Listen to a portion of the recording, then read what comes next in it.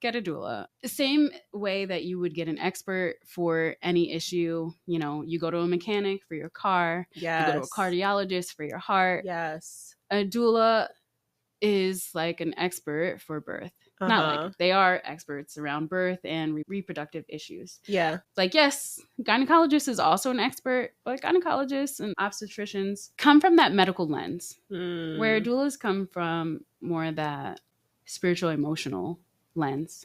And like one thing I learned through like trauma-informed trainings and stuff, trauma really happens when we go through these terrible experiences and we don't have anybody to share them with.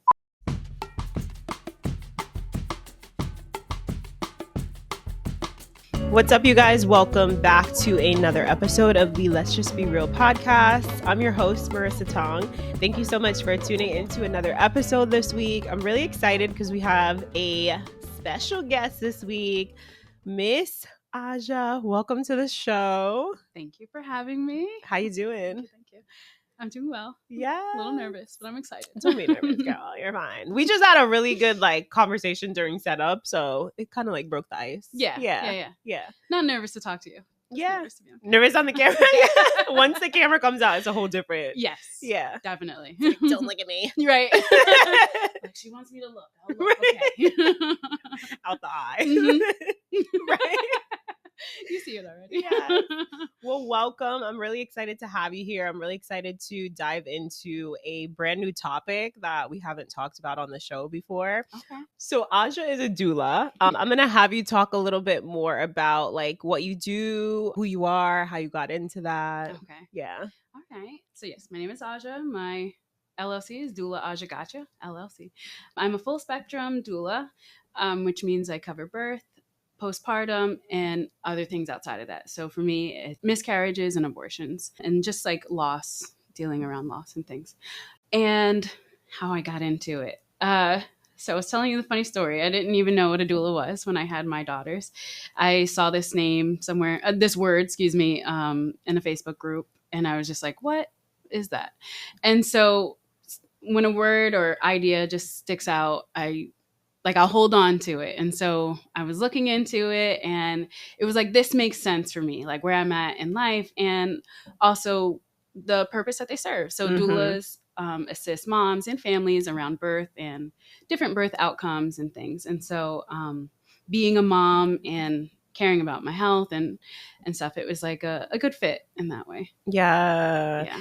Before that whole Facebook thing, did you ever think about that role? Did that ever occur to you naturally? I might be someone that's good at helping with births, or did you wish that you had that when you were? Oh, definitely. Yeah. Once I understood what it was, definitely wish that I had that. With my own birth experiences, it was I knew I wanted to stay healthy. I stayed active. I was working out throughout both pregnancies. Yeah. And I thought that was sufficient for birth, and it was not. Yeah. And so, yeah, definitely wish that I had that. I mean, I was already in the healthcare field when I had found out about it. So I was already someone that people came to kind of just asking questions or have you heard about this? Things like that. So I like to be a helpful person. And even though I was already in the health field and felt like I was helping people, I wanted to help people differently. When people were like, well, what do you want to do? I'm I don't know. I just know I want to help people. And so finding out about doulas, it was oh, I think, yeah, that's what I was saying. I think this is a good fit.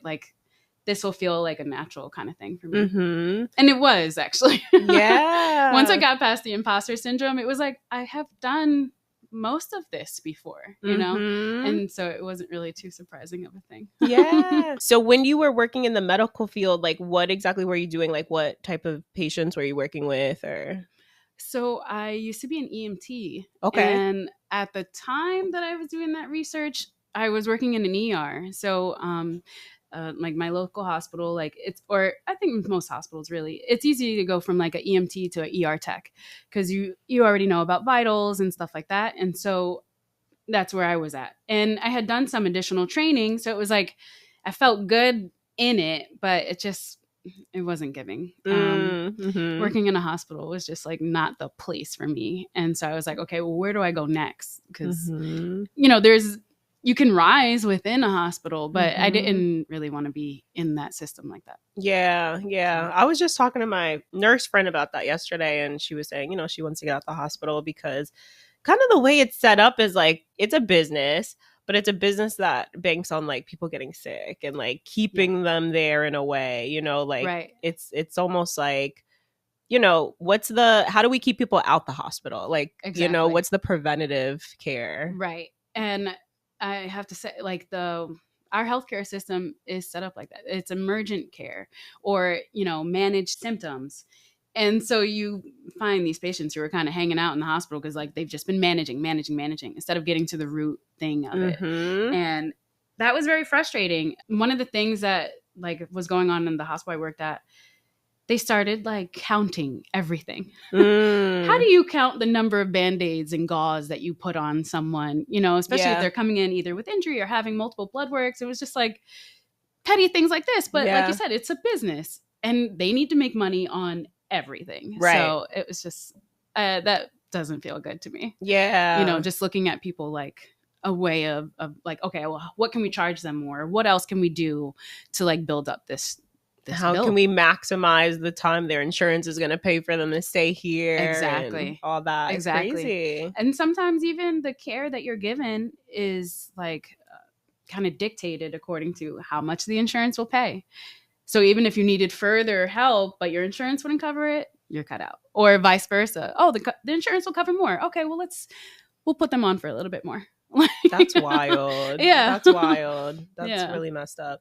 So let's talk a little bit more about being a doula. Like, what exactly do you do? Like, how do you show up for women? And also, I do have a question. Mm-hmm. What is the difference between a midwife and a doula? Is there a difference? Yes. So a midwife is the healthcare practitioner. You would think of them almost like you'd look at a doctor. The midwife holds that role, where a doula is more emotional, physical, spiritual support. So I'm more like that auntie that you call or something like this, where we work together, but we definitely don't do the same job. And where I feel like I fit in well, or my clients have really appreciated my help, is around birth and postpartum, mostly helping people prep for birth, getting physically ready, mentally ready, but also being there through labor, in their birth and afterward.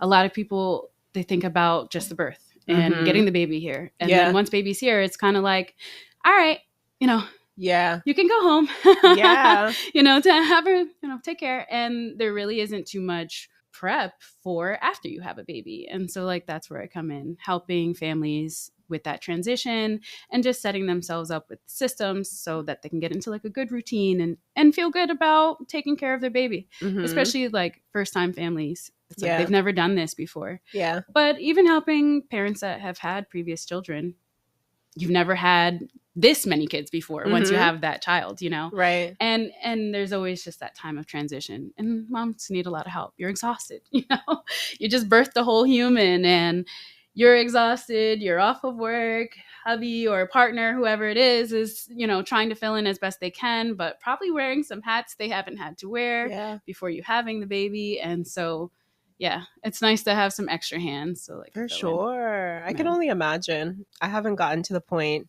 of motherhood yet. I don't even know if I want to be a mom, to be honest. I don't know. It's a whole nother podcast topic. It's a little ghetto. I don't recommend.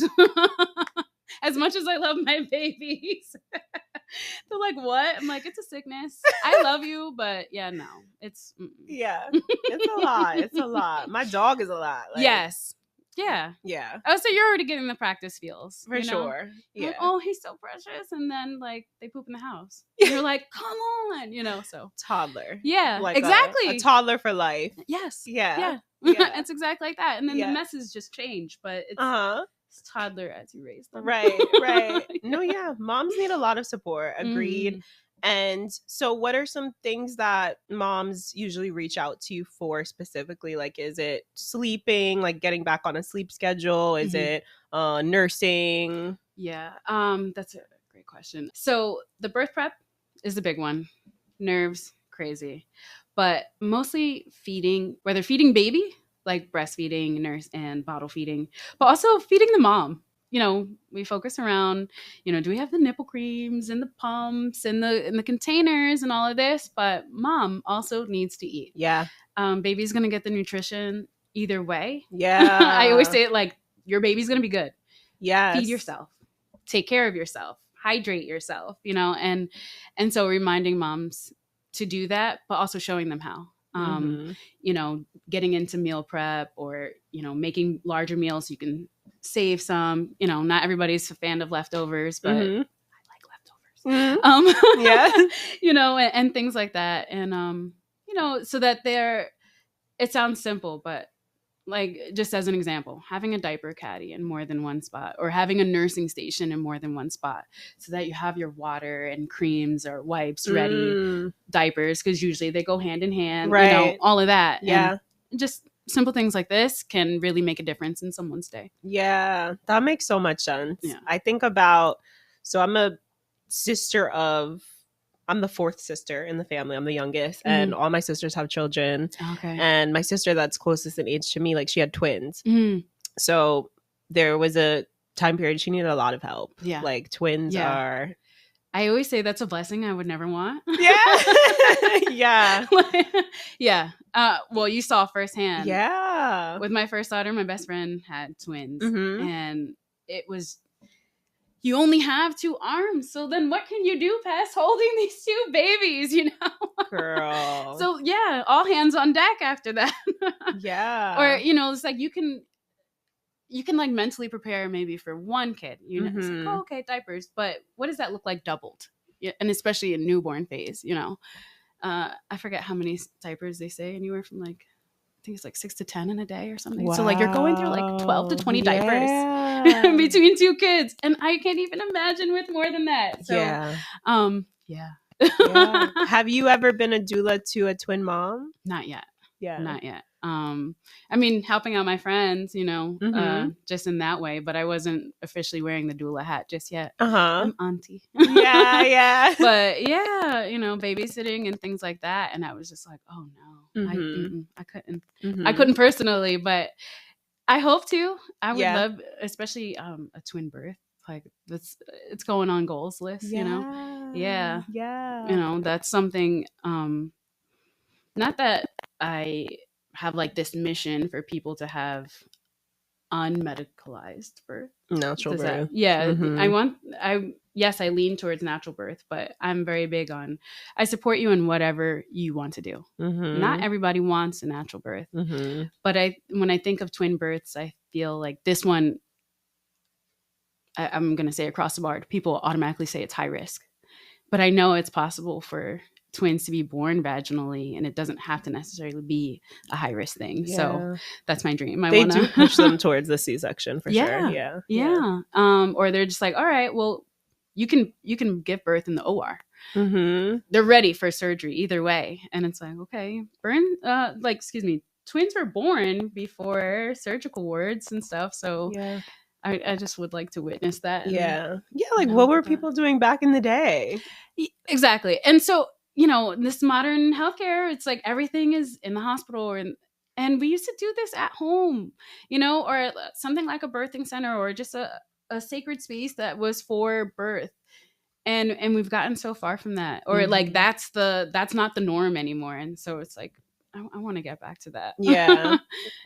What does a birthing center look like? Ooh, so birthing centers it's everything birth, but almost like being at home. If you had set up either your bedroom or living room just for giving birth. So one that I really love that's close to here is on 22, the Birth Center of New Jersey. Oh, wow. In Union.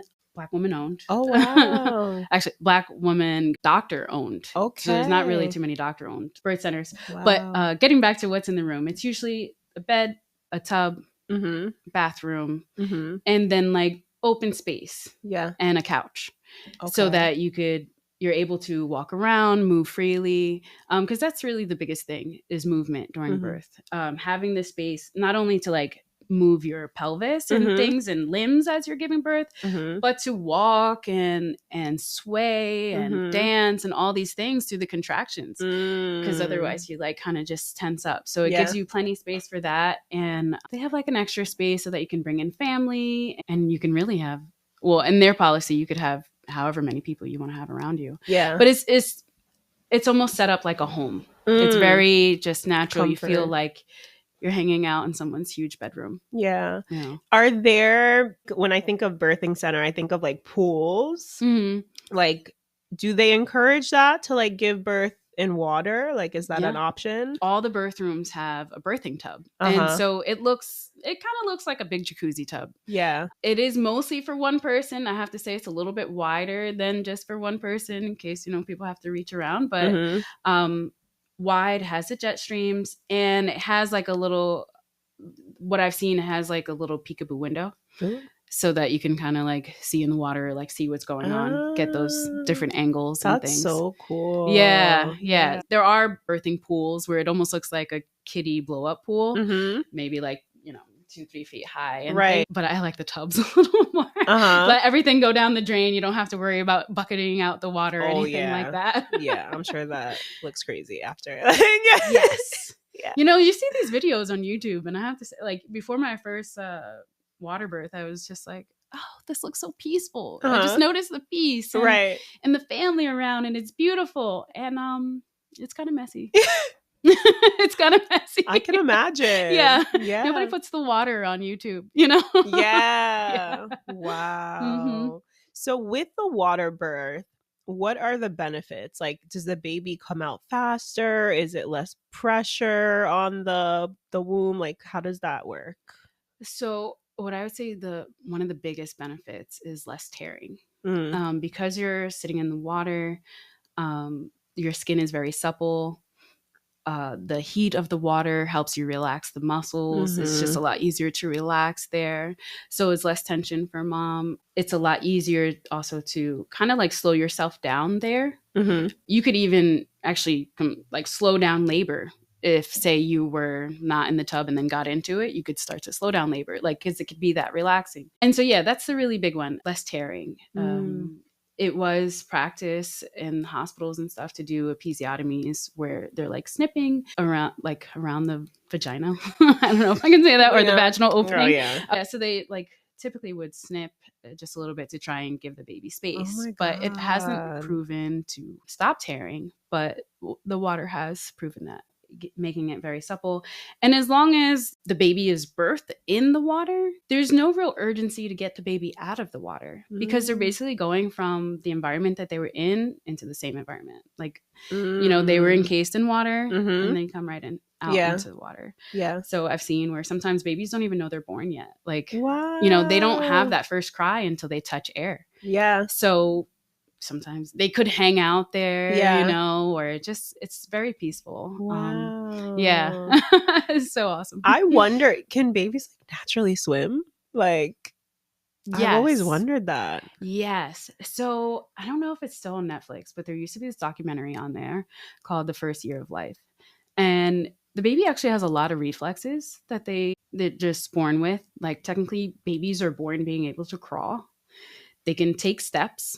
Not that they could support themselves, but they can take these baby steps. And like just, naturally moving around the water. Not that they're going to have like a whole stroke, but like they're not scared about water. Like there's no fear there because they were just in it. That feels very comforting, you know? And so in that documentary, they were just showing different cultures, how they address that first year. But they go into those different reflexes and things. And so taking to the water, it's really cool. That is cool. Because they're just like putting a fish back in water, kind of thing. And so babies take to it in that way. A lot of the fears that we have inherently, I think, as humans, are things that are kind of taught to us, or we had an experience that don't taught go by us. the water, be careful, baby. Like, exactly. We had an experience that taught us it was scary, and so we hold on to that. But if you've never introduced that fear, they will naturally take to it. I saw this video maybe like last week where they were like throwing these babies in the water and then the babies just started swimming. Like, just gets right back up, right? What? Literally like tossing the babies, and the baby's like, that's no problem. crazy. They get up out of the water and like, and they're fine. Uh-huh. I watch those videos. They always make me so nervous. Yeah. But yeah, just like that. Toss them in. That's so cool. That's so cool. I've always said, like, if I do end up having a baby, I would want a water birth. Like, I feel like that is, Yeah. I mean, so I've only had 2 C-sections. But if I had more, I would want the same, to be honest with you. Just with learning the benefits and to feel that, to have a nice bath or to soak, it's just so relaxing. You could relax and give birth. Like, this phenomena happens, you know? Yeah.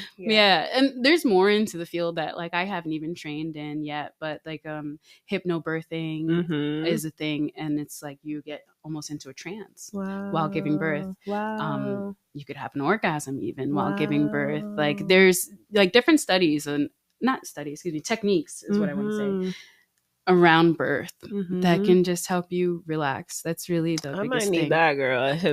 Hypnosis, like, please. Yeah. We were talking about like before the show, like cramps and all that, and Aja had put me on to evening primrose oil. Yeah, so it's really great at regulating hormones and just helping around periods, helping either with regularity, the flow, and cramping and things. It was my friend, getting into this, I've learned some other herb around childbirth and just women's health and things can be so helpful instead of having to find something either over the counter or going the birth control route. Yes. I know so many people, when they're dealing with period issues, they go to the doctor. All right, well, we'll put you on birth control. That's the first thing. We'll start you on some birth control.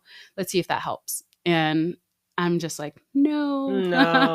If there's anything that's like, oh yeah, Aja doesn't like that. Aja doesn't like birth control.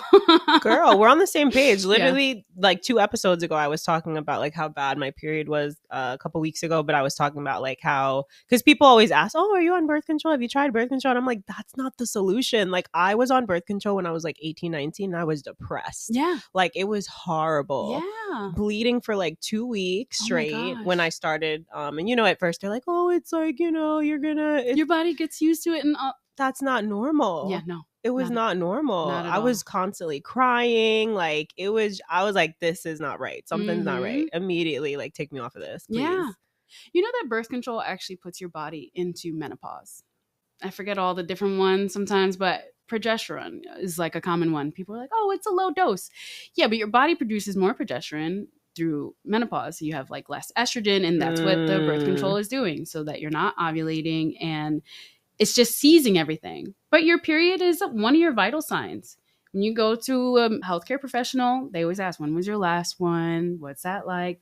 Because it's a good indicator of like what's going on with your body. Yeah. And so to be put on birth control where it's suppressing it or augmenting it is like you said, just so unnatural. And then all the unnatural things that happen from that. Getting into depression. Yes. I'm reading like it could even affect you so far as who you're attracted to because it's affecting your hormones. Yeah. Like, okay, well, more progesterone lady maybe likes this guy, but you with less progesterone doesn't find that guy all that attractive, or it even comes down to like body chemistry and how you smell things and all this. It like really affects you. Yes. That's crazy. Yeah. And then they say like, oh, when you're ready to have kids, you can just get off and get right to it. No. There are studies done. Sometimes it's taking anywhere from I think average is 6 months to 18 months to get out of your system, but sometimes even longer for some people. That's crazy. Especially when you have like that long history of usage. I know so many people, oh yeah, I've been on birth control since I was 14, 16. What like these young ages, like and no. Then it takes so long to get out of your system. Yeah. And we're not telling anyone to get off birth control, okay? Right. Don't be the one. I said this in the last episode too. I was like, don't be coming to me like, I got pregnant. Like, do what you got to do, okay?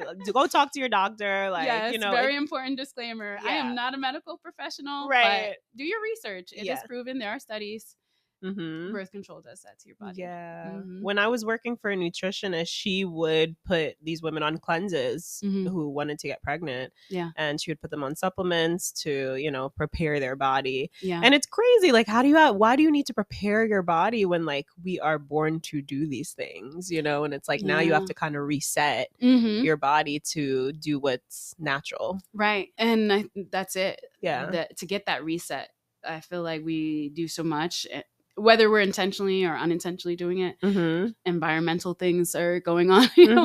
Everything is a pollutant or doing something to us. And it's like you have to reset the body to get to that like natural homeostasis. And then it's like, okay, you can get pregnant. Yeah. Fertility issues are a problem for so many people, not even just because of birth control usage.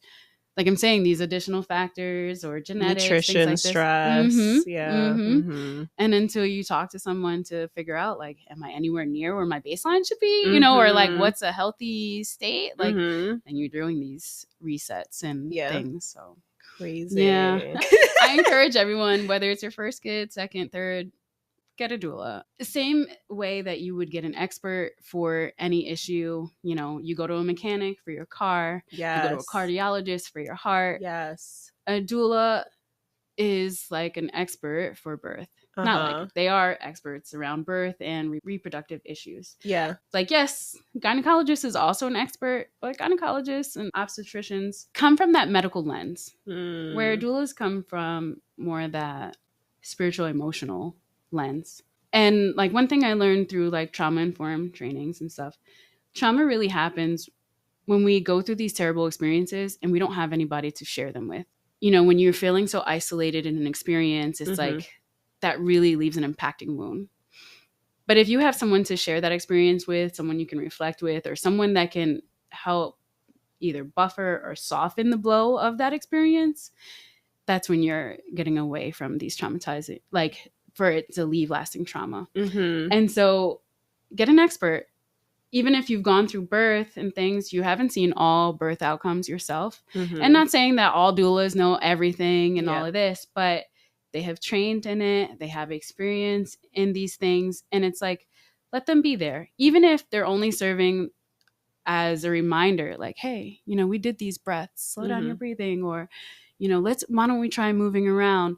This is someone who is an expert and has that almost like objective viewpoint, because they're not going through all the physical and emotional toils of the birth itself. Right. You know, I've had women who are like, oh, well, my husband will be there. He's not an expert, probably.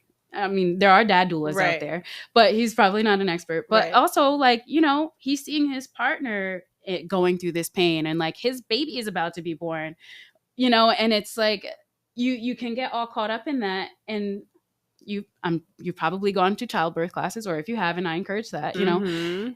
And sometimes you just don't remember the things you learned. And so the doula serves that purpose. Like, to remind you of either the things that you have learned or that they have taught you, to help you navigate birth and things. And so, yeah, that's I think it's important, and I think it's helpful. And even if it's not for birth, because I have met women who they're like, oh yeah, I got in there, couple pushes, nice and easy. Subsequent births are even faster, things like that. And it's like, maybe she wasn't super helpful for that event. Yeah.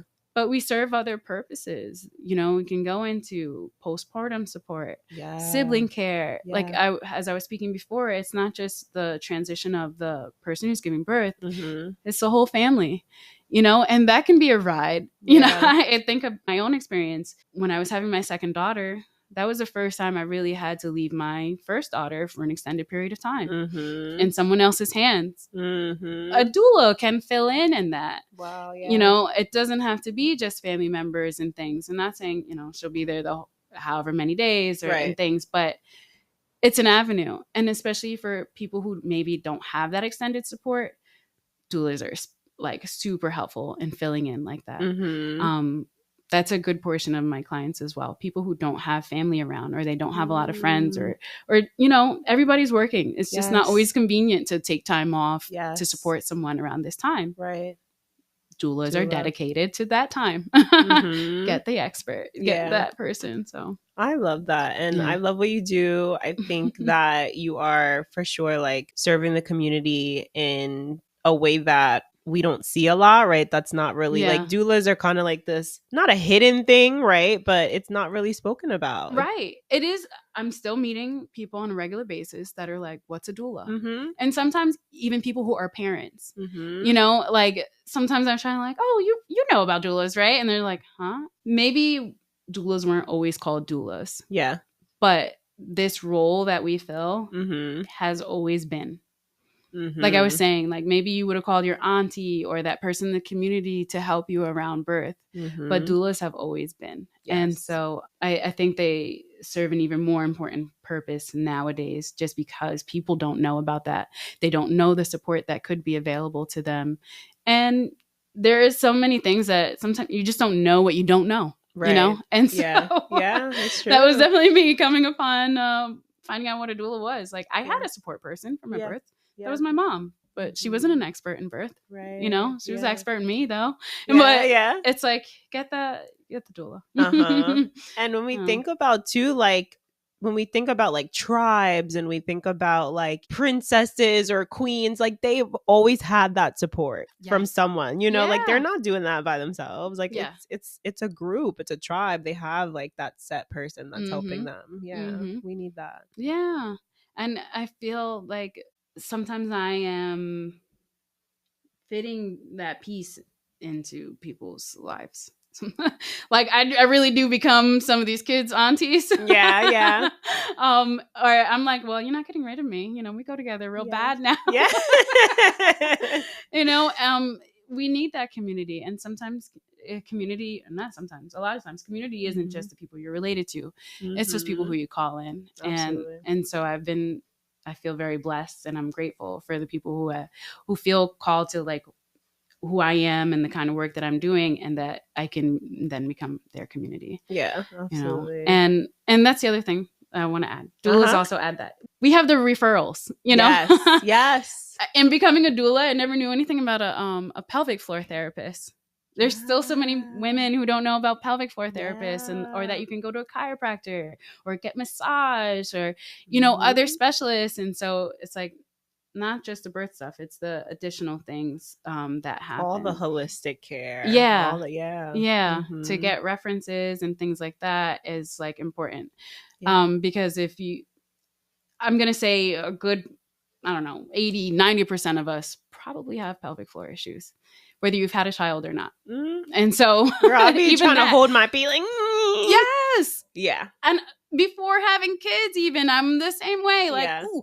And like I've ruled out all the other things, and it's like, what? A pelvic floor. And when you actually get to connect with that, it's like, oh my god, yes, you know. Yeah. So you know, that's just another example. Like, Aja, this was an amazing conversation. Thank you so much. This was really informative. If you're watching or you're listening, I hope that this was helpful. I hope that you learned something new today. I hope that you're considering getting a doula. Yes. Please tell the people where they can find you. So right now you can find me on Instagram at doula_Aja_gotcha, right? Because not everybody can see me. Sorry.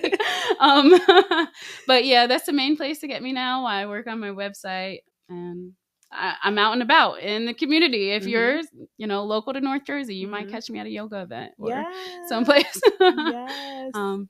We will link all that information in the show notes for the people to follow you. And if you guys are listening on Spotify or Apple, please rate and review the podcast if you're loving it. If you love this episode, let us know on Spotify what you thought about it. And if you're watching on YouTube, hit that like button, okay? Like this video so it can get out to more people. Subscribe to this channel. Thank you so much for tuning in. Follow us on Instagram, Wristfit Kitty, and Let's Just Be Real Pod. And we'll see you in another episode. Bye, y'all.